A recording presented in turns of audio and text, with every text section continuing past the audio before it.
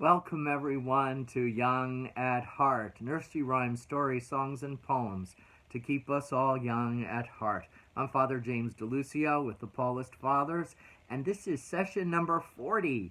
It's as if we're having an anniversary of some kind. Very happy to be with you, but I want to begin with a little preface. Someone has asked me, what exactly is my purpose in offering Young at Heart?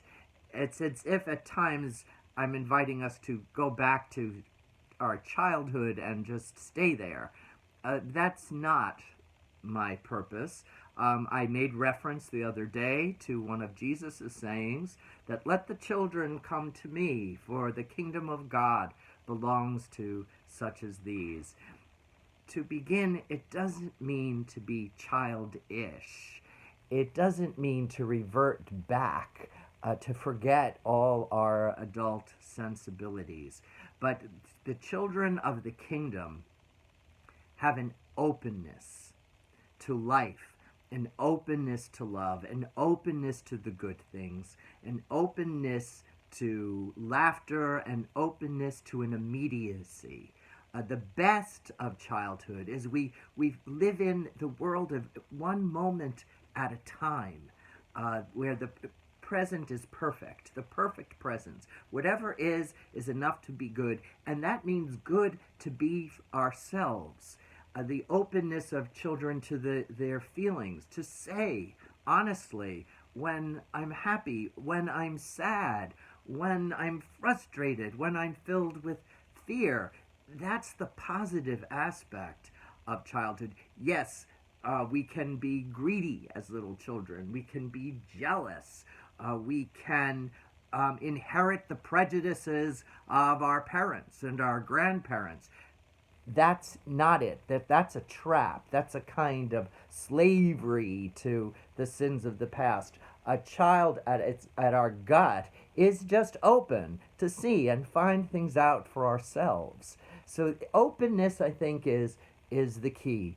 We're open enough to be silly if we're silly, and not worry so much how people think. Now, of course, the shadow side of childhood is too much obsession with what people think and how people think of us. So it's a freedom of that, but yet it's not ignoring how other people are feeling or how other people are reacting to us. Again, I think the key is openness. I'm open to where I'm at, but I'm also open to where you at. The child who sees someone who's down and goes sits on the park bench with him or her and puts his arm or her arm around the other person. That's the openness of what Jesus talks about, that the kingdom of God belongs to such as these. There's a prudence in it.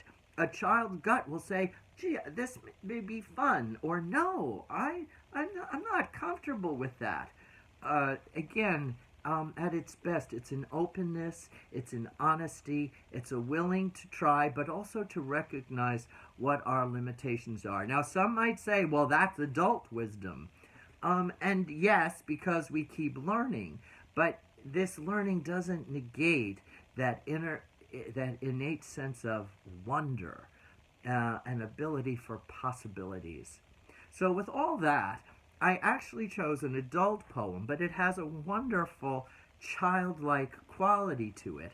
And I thought it mixes the sense of what we see, but with a childlike intimacy to just take time and observe, to, stop and smell the roses. As a child would like to do, unless some adult is pushing them onward and making them hurry up for the next business meeting that he or she has. This is from Robert Frost. So, and it's a pretty long one. So get comfortable, and I'll do my best to read it well for you and for me, because if I don't read it well, I don't understand what's going on. Poetry demands that of us, even the nursery rhymes, really. We have to be present to them, open. That's young at heart. That's where the kingdom is. Okay, here we go. The poem is entitled Birches. When I see birches bend to left and right across the lines of straighter, darker trees, I like to think some boy's been swinging them. But swinging doesn't bend them down to stay, as ice storms do. Often you must have seen them loaded with ice on a sunny winter morning after a rain. They click upon themselves as the breeze rises, and turn many-colored as the stir cracks and crazes their enamel. Soon the sun's warmth makes them shed crystal shells, shattering and avalanching on the snow crust. Such heaps of broken glass to sweep away, such heaps of broken glass to sweep away, you'd think the inner dome of heaven had fallen. They are dragged to the withered bracken by the load, and they seem not to break. Though once they are bowed so low for long, they never right themselves. You may see their trunks arching in the woods years afterwards, trailing their leaves on the ground like girls on hands and knees that throw their hair before them over their heads to dry in the sun.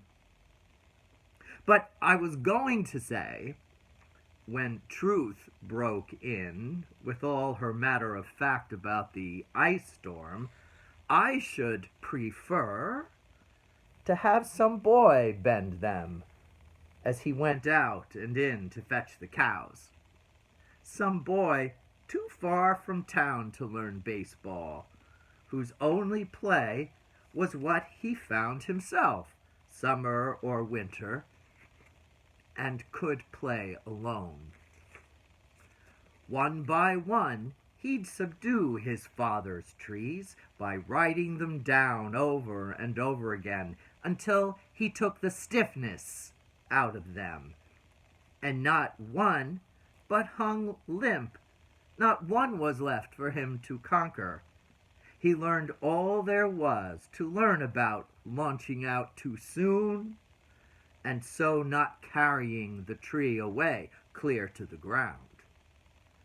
He always kept his poise to the top branches, climbing carefully with the same pains you use to fill a cup to the brim, and even above the brim.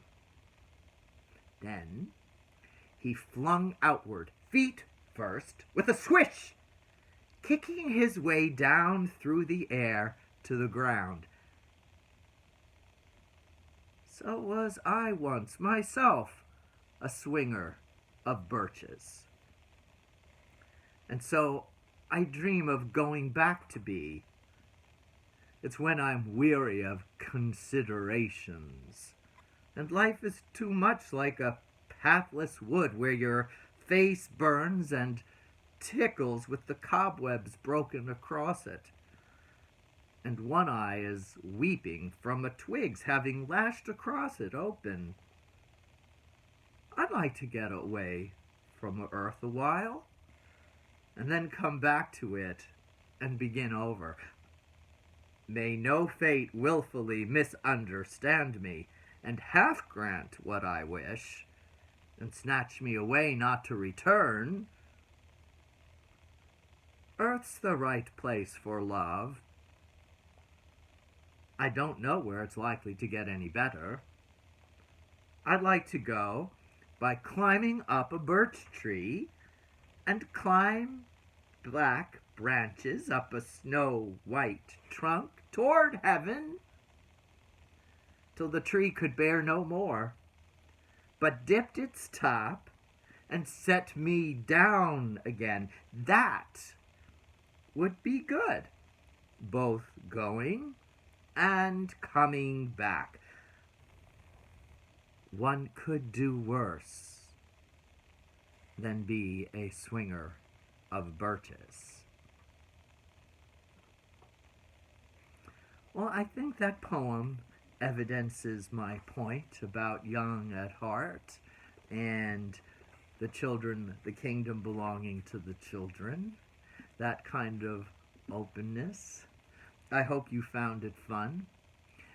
Birches by Robert Frost. I had another point to make, but it's completely gone out of my head, so I guess I'll save that if it recurs to me for our next encounter with one another.